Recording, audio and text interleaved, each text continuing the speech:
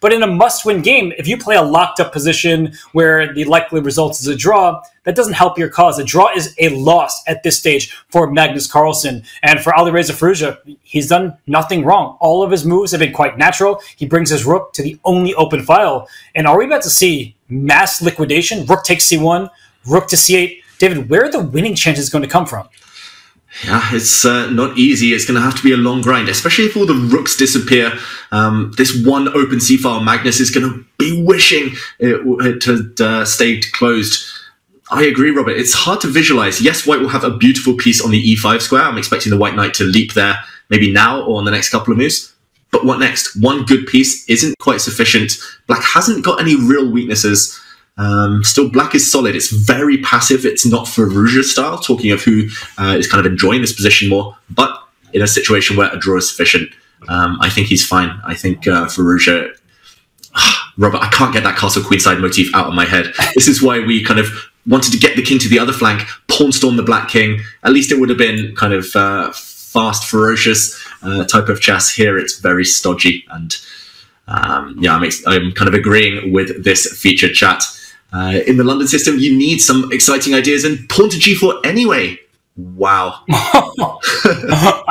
David, I drew the arrow to g4, g5, really thinking about the other position. But Magnus, he's showing that he needs to throw everything at Firouzja to try and win. His idea is the Greek gift sacrifice on h7. Whether that should lead to an advantage for white is a separate question. His idea is clear. And Alireza, he may not want to exchange pieces in this manner, because if he does, in fact, take on g4, and white takes on h7, we'll get a knight for a bishop trade. The black king will be a bit exposed. That can feel uncomfortable when you only need a draw. But as we say day after day, you don't play for a result. The best way to secure a draw is just acting like it's any other game.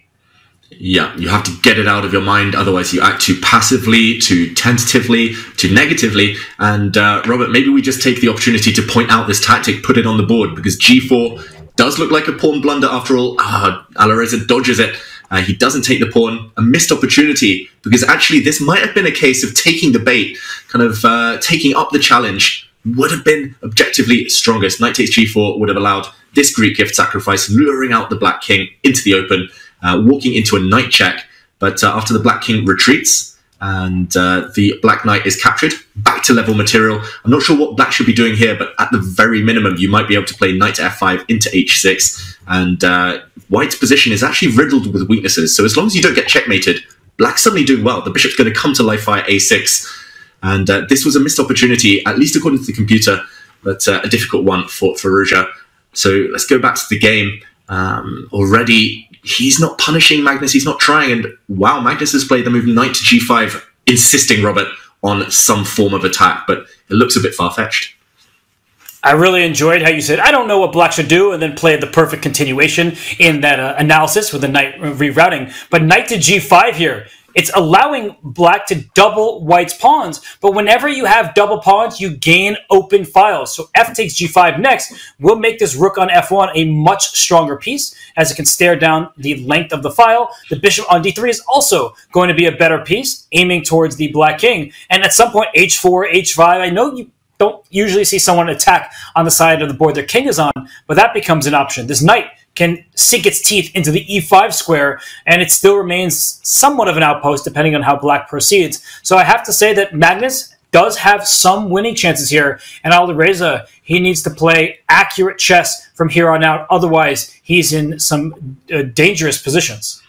Yeah, Alireza still needs to be accurate, of course. He's also 3 minutes down on the clock, so dramatic times for him. Maybe finally the nerves slightly kind of sneaking up on him here. Then again, his position is still fundamentally sound. Black will aim to meet any flank attack with a strike in the center. Black has a huge threat now, I think, strategically, in terms of the match situation. If he gets one more move, pawn to e5, that you're highlighting there, Robert, breaks open the center, then it's only the white king that's going to be feeling uncomfortable, and Magnus therefore has to act energetically himself. If black occupies the center, breaks things open, advantage black. So bishop to a6, switching attention first from the king side, Robert, trying to attack there. Didn't work out. Now he's going to the other side of the board, Magnus. Full board vision. What do you make of this? Trying to trade off black's bad bishop.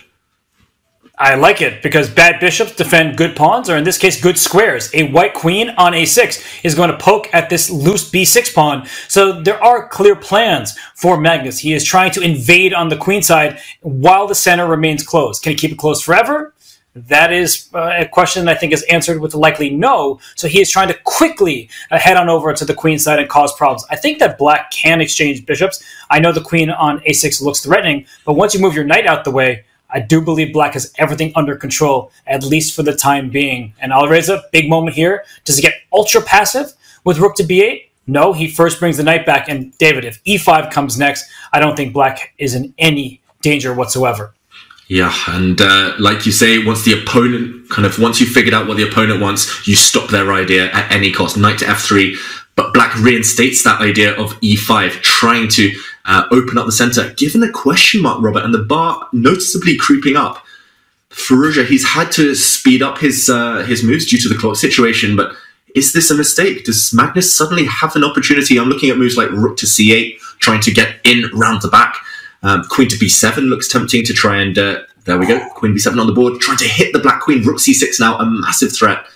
Maybe Magnus has gained enough ground. He's really invaded Firouzja's camp.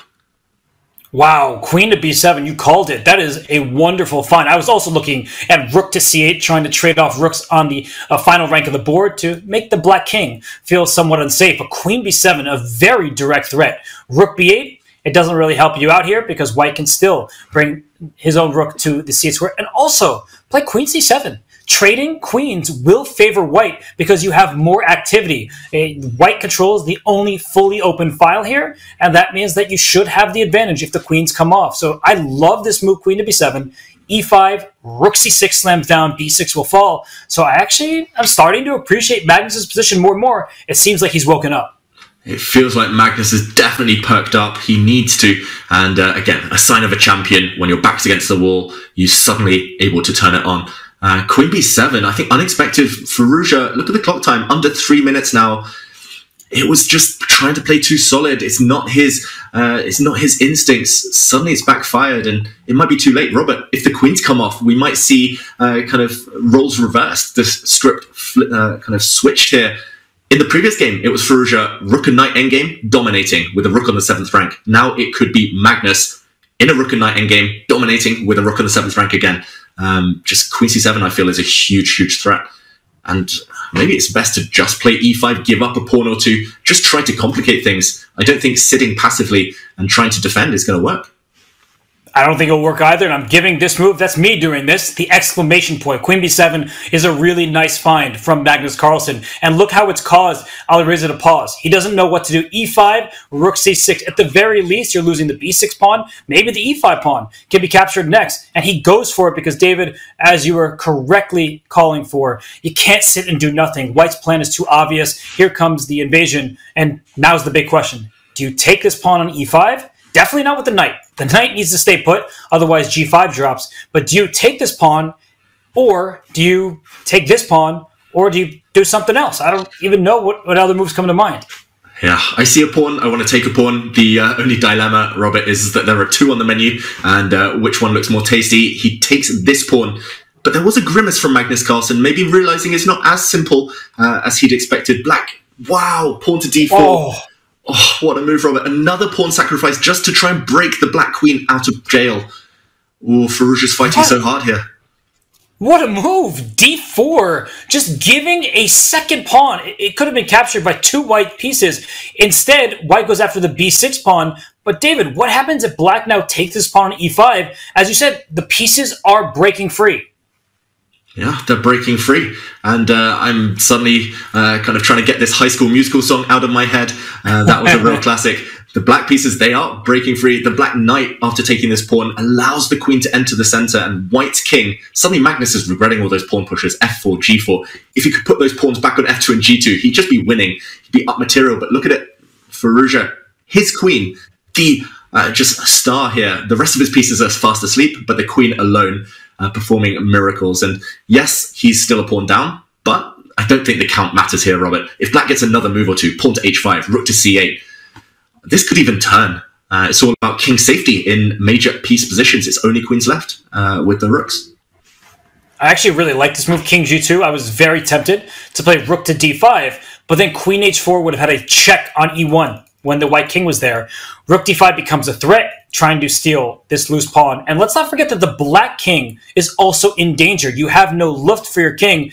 If you spend a turn, make a move like H5, White still would have played Rook D5. So Alireza, he is not taking his foot off the pedal. The Queen on B5 threatens Queen E2, not just with one check, but I think a series of unstoppable checks, which would result in a draw. So David, Alireza continues to play fantastic chess. These first 3 games have been exemplary. Can he keep it up, as there are no checks now, and White seems to be regrouping nicely? Yeah, Magnus is so strong in Queen endgames. Actually, something we were discussing before today, Robert. When he's on the front foot, it's all about centralization. It's funny that we had that chat off camera beforehand, and suddenly a Queen ending with rooks suddenly appears. But yeah, White's Queen also doing a great job. I'm loving how Firouzja's found all the angles, though, to try and sneak in. And wow, F5. This allows a potential Queen trade. This could be decisive.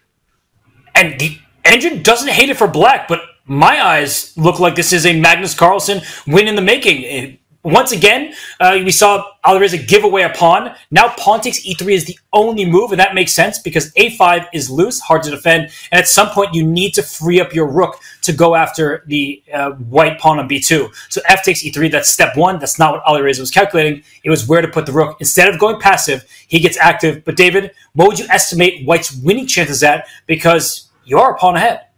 Yeah, you are a pawn ahead. You also have a really active king, but Magnus's kingside pawns, the pawns on G5 and H2, are so susceptible to attacks from the black rook that it might be difficult. And also, having a passed pawn is going to be great. White's A3 pawn after capturing an A5, most likely a runner. But rook's pawns are the worst of the bunch when it comes to pushing. You can only support it from one side with the white king, but it's an eternity away. The white king is going to have to commit fully to that side, and suddenly Firouzja will get counterplay on the other flank. It's difficult here. I would say it's kind of 50-50. White is 50% going to win, 50% chance it ends in a draw. Magnus, though, again, kind of a shake of the head, and he goes back, goes passive. Maybe a good practical choice, Robert. He at least keeps the tension as Firouzja gets under 20 seconds. And we have to note that 2 seconds are added to a player's time after every single turn. That's the increment. So not giving Alireza easy choices. Here comes the Black King. White could actually get in trouble in this game if Black scoops up the king side. But here comes the White King. You can actually bring your rook after defending this pawn on B2. So H4 first. That makes sense to me to defend the G pawn. And of course, Magnus finds it.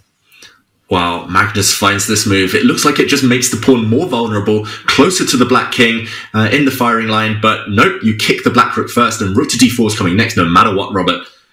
Yeah, I said 50-50. I think this is growing in Magnus's favour. The evaluation bar agrees. Rook to d4, establish that control. King and pawn endings. White is clearly winning the race with the b pawn, a real sprinter. This is just a masterclass. I thought it was fizzling out. But that maneuver with the white king going back in order to go forward, so classy. And okay, rook to d7. He's really asking questions. Firouzja down to 2 seconds, Robert.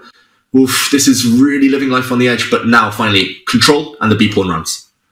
And look at that. He gained a tempo because he brought the Black King back to H5. And here, he could have done everything right in this game. Yeah, this is just an easy win for a player of his stature. Push your B pawn, give up the G pawn, and keep going. It's not about pawn quantity, it's about the quality. Yeah, it's about the quality. Black has precisely 0 passed pawns right now. Look at the white rook, controlling the G5 pawn, helping, shepherding the white queenside pawns forward. Firouzja desperately trying to create a passed pawn of his own. But I'm expecting that special move en passant, as if the pawn had just moved 1 square. Magnus surely knows about that rule, won't have forgotten about it. What are you thinking about Magnus? There we go. He captures, and the A and B pawns run together. They say 1 pawn runs faster than 2, but here, those 2 on the queenside, Robert, way too far down the board. That's right. B7 comes, and then rook c8 shuts down the access of the black rook along the 8th reg, and the b pawn promotes. Magnus Carlsen, he wins on time, but he was winning on the board. And look at this. We have a match once again. 2-0 start